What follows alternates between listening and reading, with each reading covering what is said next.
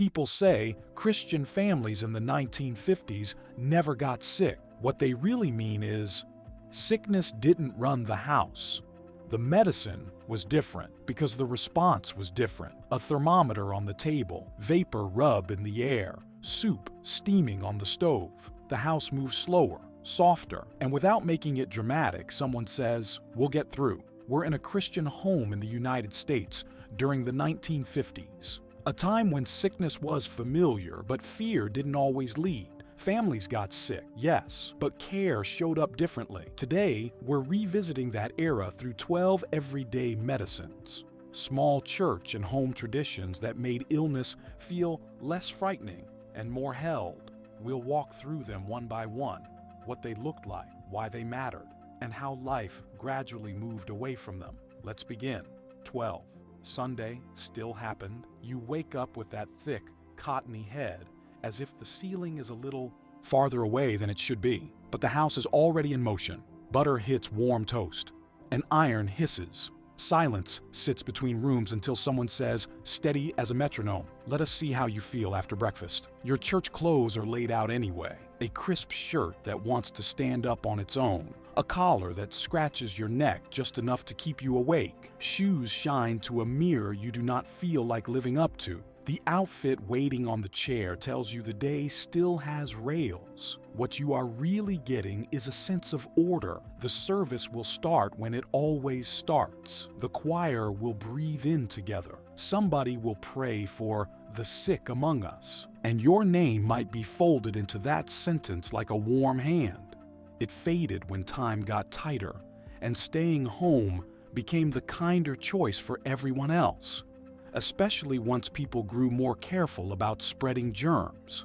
Did your family still try to go unless there was a fever? Or were you a one cough and you stay home? Household. 11. The open window cure. Even when the air is cold, a window is cracked. You're wrapped in a blanket on the couch, watching the curtain breathe in and out with the wind. Someone says, "You need air." Fresh air helps, like it is both wisdom and comfort. The screen door slaps shut at some point. Someone going out to shake a rug or bring in laundry. The porch swing creaks like a slow metronome. You can almost taste the outside in the room. It mattered because life was more physical. Children played outdoors until dusk. Adults walked more without calling it exercise. The body got daily movement, and the mind got daily sky. It faded as life moved indoors. You hear a neighbor's lawnmower in the distance, life going on, and it comforts you more than you expect. Houses sealed up with air conditioning. Work shifted, evenings filled with screens. Fresh air did not stop helping, but it stopped being automatic. What was your house rule when you had a cold? Windows open, bundled up outside, or stay tucked in tight? 10. Church ladies who arrived without being asked. A car pulls up, and before you even sit up, you hear the knock, confident, familiar. The door opens, and someone from church is already saying, "Do not get up. I have got it." A casserole dish appears, warm through the towel wrapped around it.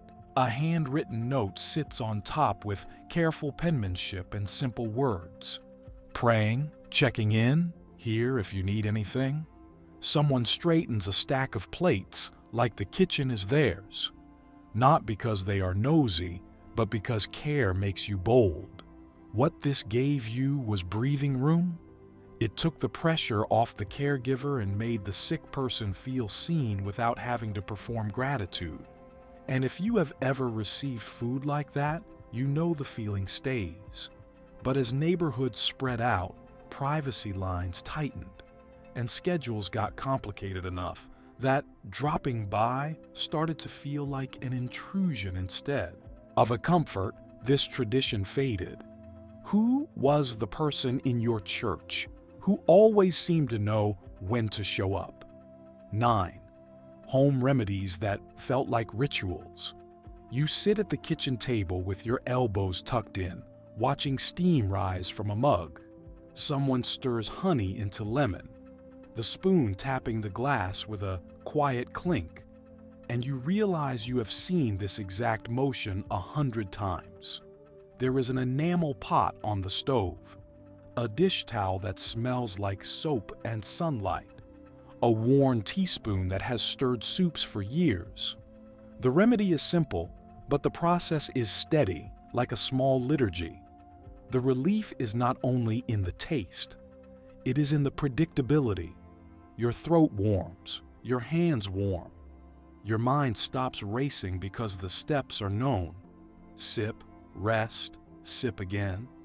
It faded when shelves filled with quicker options, and the world trained us to solve discomfort fast. A drive to the store started to replace the slow rhythm of staying put and being tended to. What was the remedy at your house? Honey and lemon, salt water, broth, or something your grandmother swore by that you still remember clearly. 8. Vapor rub, steam, and the menthol cloud. Someone warms the vapor rub between their finger first because they know the cold sting can make you flinch. Then it is on your chest, your throat, sometimes even your feet, with socks pulled on like a seal. The little jar has a blue label and a white lid with grooves packed with menthol. The smell fills the room so completely that it feels like the air itself is helping. You can breathe a little deeper, and the whole house seems to say, "We are doing something." This wasn't just treatment, it was presence. The smell itself felt like action, like someone doing something when they couldn't fix it all. Today, there are more products, more options, more sterile routines, but that menthol cloud still carries a kind of comfort no pill ever could. What smell takes you back when you're under the weather? Menthol, soup, or something only your house ever used? 7. Cod liver oil, and this will make you strong. You are already making the face before the spoon reaches you. Someone says, "Open up. It is good for you," and you do, because that is the deal in this house. Sometimes you take the unpleasant thing because it is supposed to help. A brown bottle sits near the sink. A metal spoon catches the light. The taste makes you blink hard and swallow fast, like you are trying to outrun it. It carried a prevention mindset. The goal was not only to treat what you had, but to build you up for what might come. There was dignity in doing small, hard things, or for long strength. It wasn't about flavor. It was about the future, about building something sturdy inside of you, even if it tasted like the sea and regret. Later came chewables, gummies, and easier pills. But that moment, grit and grimace, carried its own strength. Did your home have a "take this, it is good for you" ritual? And what was it? 6. Prayer at the table before the phone call. Before anyone decides what comes next, there is often a pause. Hands come together around the kitchen table, sometimes just two, sometimes the whole family. The prayer is not a speech. It is simple, direct, and close to the ground. A worn Bible might sit nearby, not always opened. A devotional booklet may be tucked under a napkin. Someone's voice lowers, not to be dramatic, but to be gentle. In those moments, prayer didn't just ask for healing, it steadied the house. It put the fear somewhere that wasn't just inside your chest. Even the silence after the prayer feels like a blanket being pulled higher. It did not erase symptoms, but it gave the house a center. It reminded everyone that sickness was not just a private problem. It was something they could carry together, even in quiet. As life got louder, prayer got quieter. Still there, but often pushed to the edges. Faith has become more private in most homes, and schedules pulled families into separate rooms and separate rhythms. Did your family pray before calling the doctor? Or did prayer come later when things felt serious? 5. Laying on hands and anointing oil. It is after church. Coats are on. Children are restless. But a small group stays, and someone asks softly, "Can we pray for you?" Suddenly, the room feels smaller, warmer, as if compassion has its own weather. A tiny bottle of oil may appear. A hand rests lightly on a shoulder, steady and respectful. The words are not loud, they are careful. You can feel the sincerity in the pauses as much as in the sentences. This is important because it embodied care. Not only "we will pray for you," but "we are praying now, close enough to share the weight." In a world that could feel lonely during illness, this made sickness communal without making it a spectacle. Now, over time, churches adapted, offering more private moments, different rhythms. Still sincere, just shaped by new comfort zones. Did your church gather at the front, or circle in the back, or pray over phone lines and front porches? 4. The language of not dwelling. Adults talk about sickness in careful phrases. Just a little something. She is run down. He will be fine. Even when worry is present, the words try to keep the room calm. A telephone cord stretches into the hallway for privacy. A notepad holds names and updates. Voices drop when children walk into the room. Not because the truth is shameful, but because fear can spread faster than a cold. It was a coping skill. Sometimes it protected children from panic. Sometimes it kept a household moving when chores and work still had to happen. It was resilience, even if it was imperfect. These days, though, we speak more directly. We name things better. But that old instinct to guard a child's peace still holds something tender.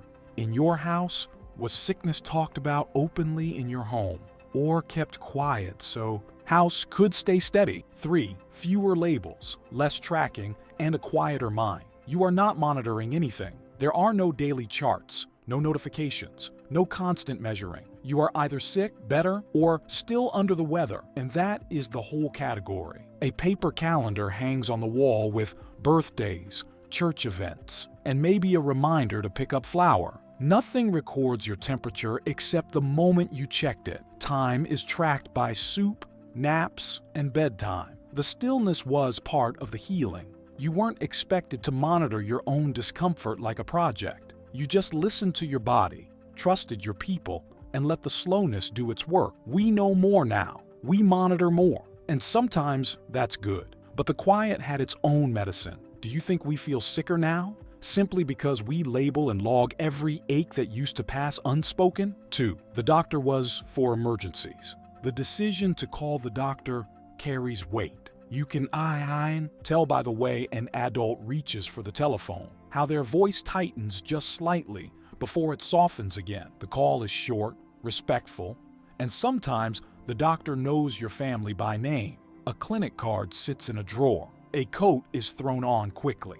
There is no dramatic rush, but there is urgency, because going in means it is more than a little something. In the 1950s, families knew how to care before they called. First came soup, then rest, then prayer, a warm washcloth, a note to the pastor. The church ladies were often faster than the nurse. And still, when things turned or the fever held too long, the doctor was called and taken seriously. Access today is faster, and thank God for that. But there was something grounding in the older pace, learning to watch, to wait, to notice the body instead of fearing it.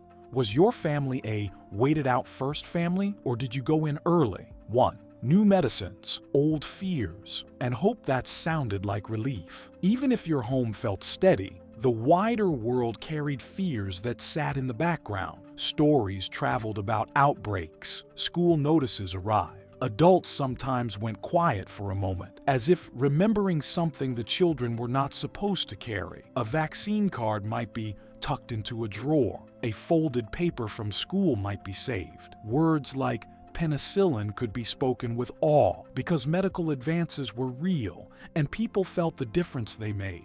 And still, beside the medical progress was the familiar comfort: quilts, casseroles, hot water bottles, prayer. The new medicine did not erase the old ones. It lived next to them. Today, we expect more and often receive it. But fast treatment has not replaced slow care. The breakthroughs changed outcomes, but not the way a quiet house can still feel like part of the healing. Did your family celebrate new medicines like milestones? Or did they just quietly trust in the same remedies that had always helped them?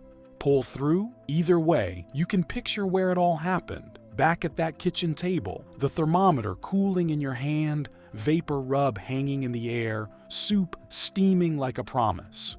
And suddenly, it makes sense why memory can blur the edges. It was not that families never got sick. It was that when sickness came, care arrived quickly, through routines already in place, prayers already known, and people who did not need instructions to show up.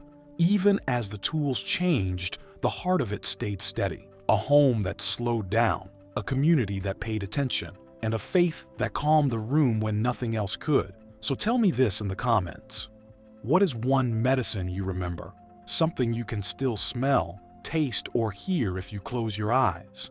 And if these moments feel familiar, stay with me. There is another memory waiting just ahead, tucked inside something ordinary,